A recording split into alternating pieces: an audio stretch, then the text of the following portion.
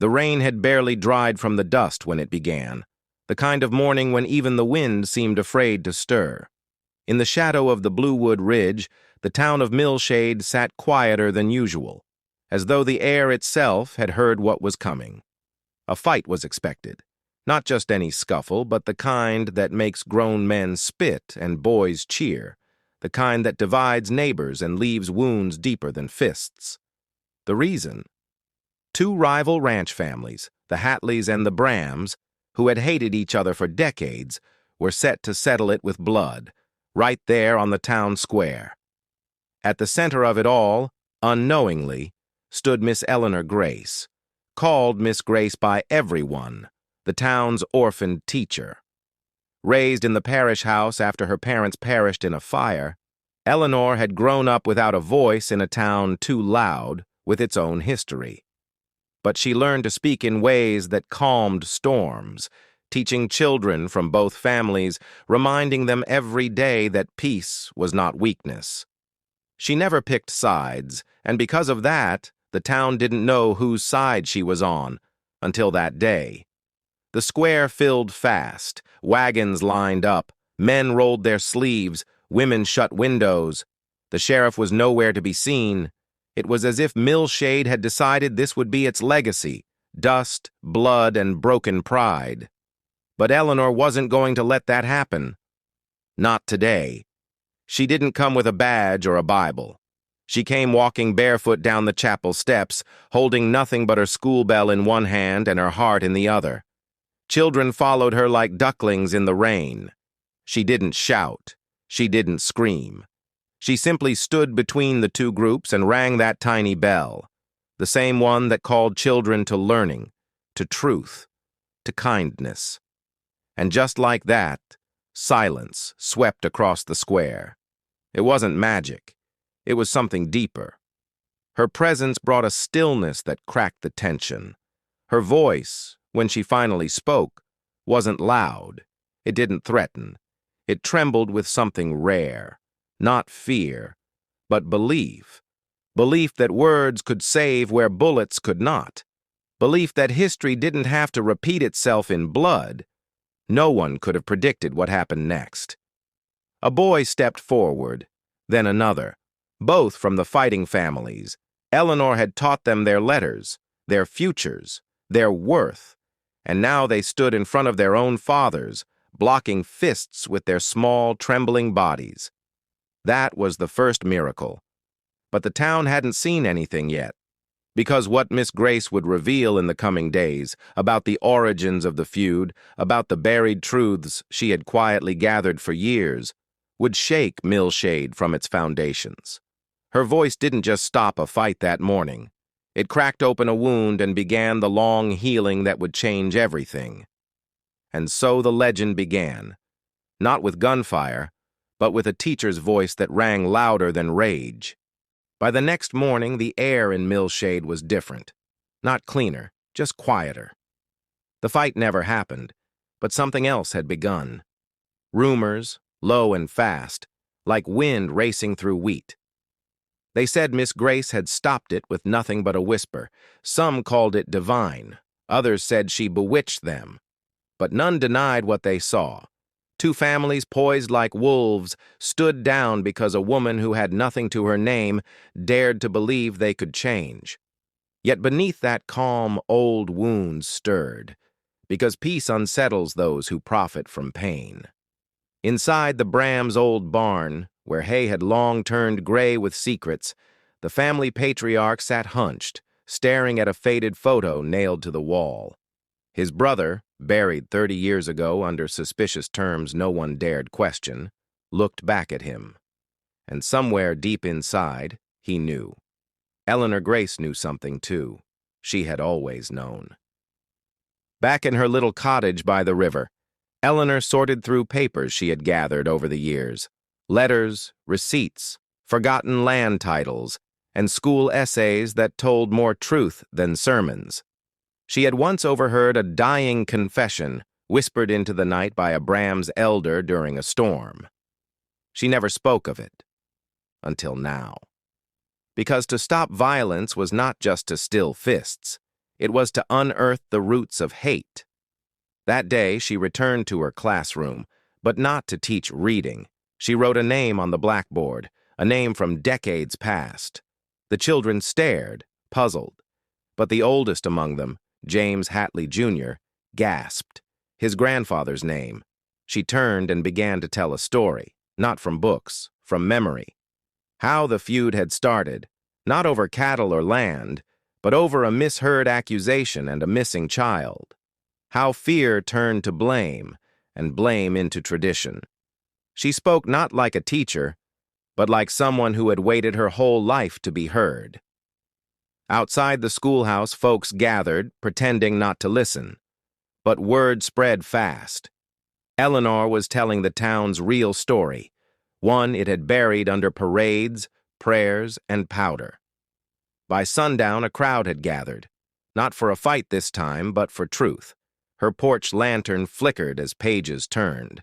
The truth had been there all along, forgotten in drawers, scattered across time. She had collected it quietly, patiently, like a mother piecing together a child's broken toy. She wasn't seeking revenge, she was offering understanding. But not everyone wanted that. In the shadows of the saloon, two men spoke in hushed tones.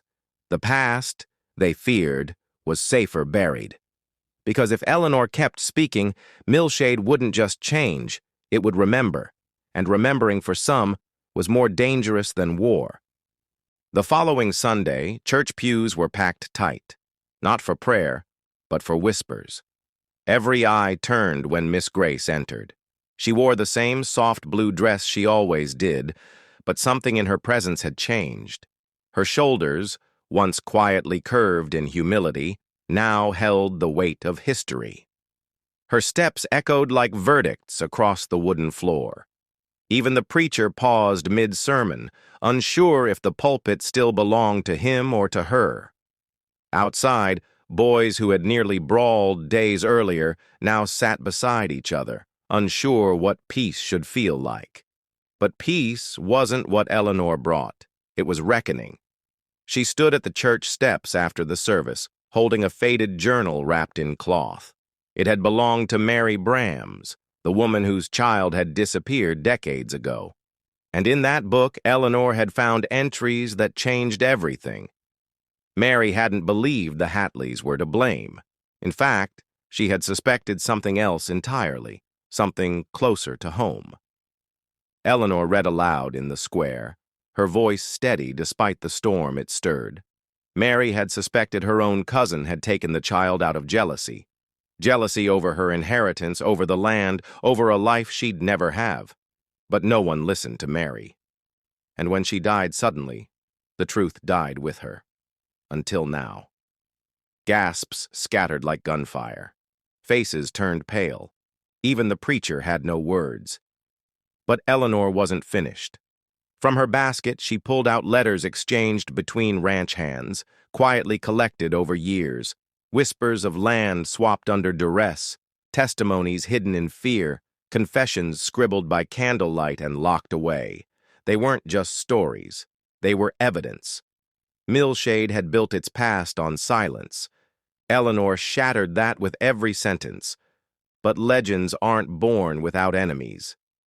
As night fell, a stone shattered her cottage window. A message was burned into her fence with tar. Stop digging. Still, she didn't hide. She cleaned the glass, patched the fence, and opened her school the next morning.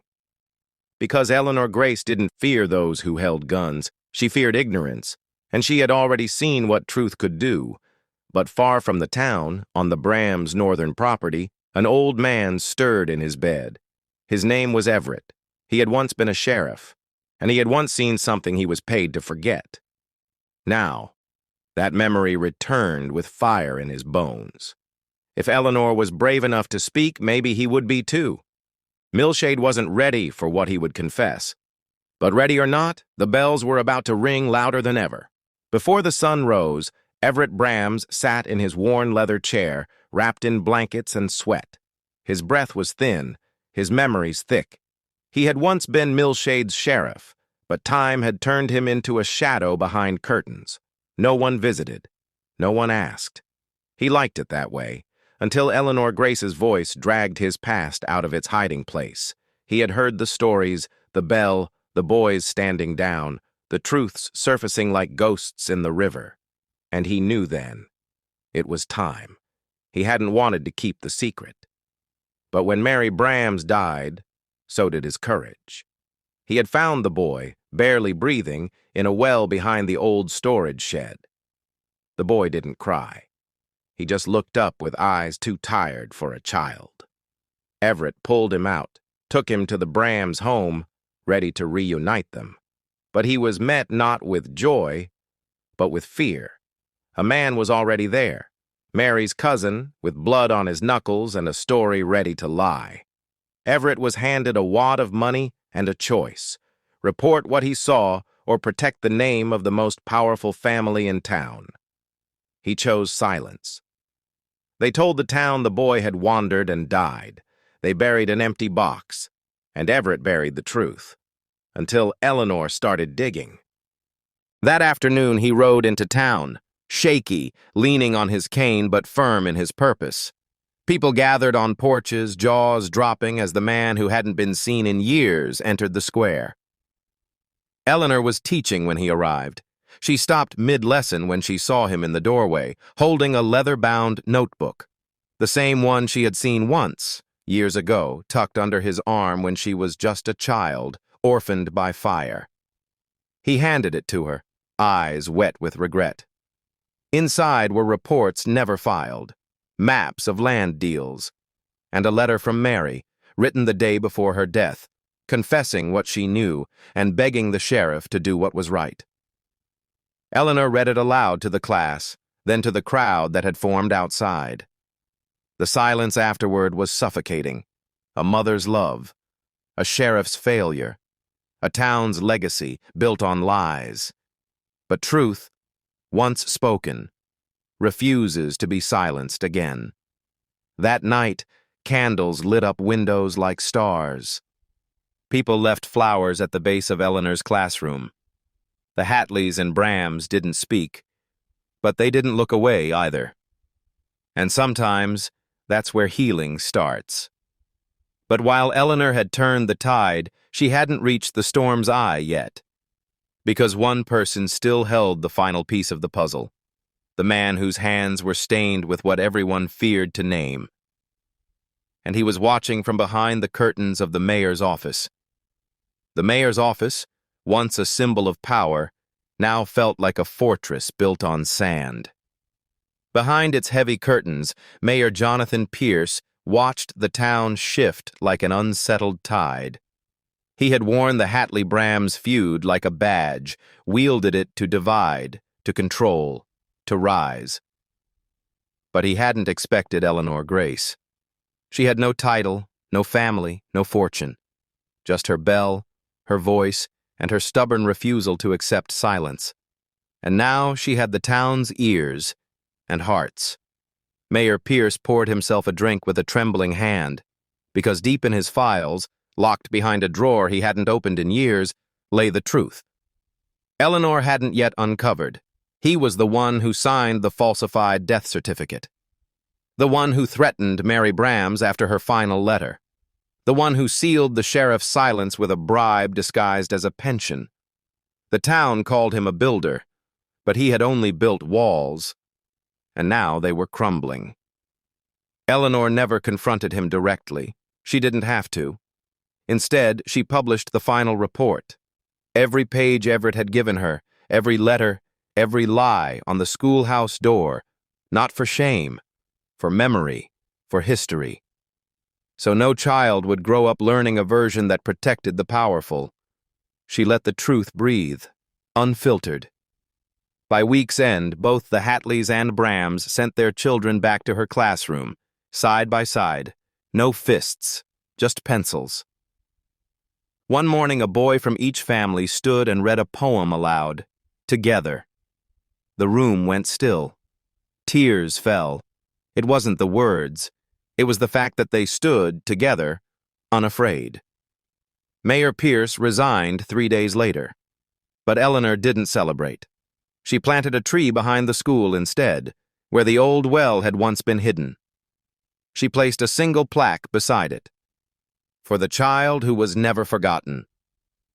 Years passed, the town changed, feuds faded, and the story of the orphaned teacher who stopped a fight with her voice became more than legend. It became lesson. Children told it to their children. A statue was built, not of her face, but of her bell. Because in Millshade, power no longer came from fists or money, but from courage. And it rang out every time a child stepped into her school and knew they were safe, seen, and strong. Miss Grace never asked for glory. She only asked for truth. But she became a legend anyway.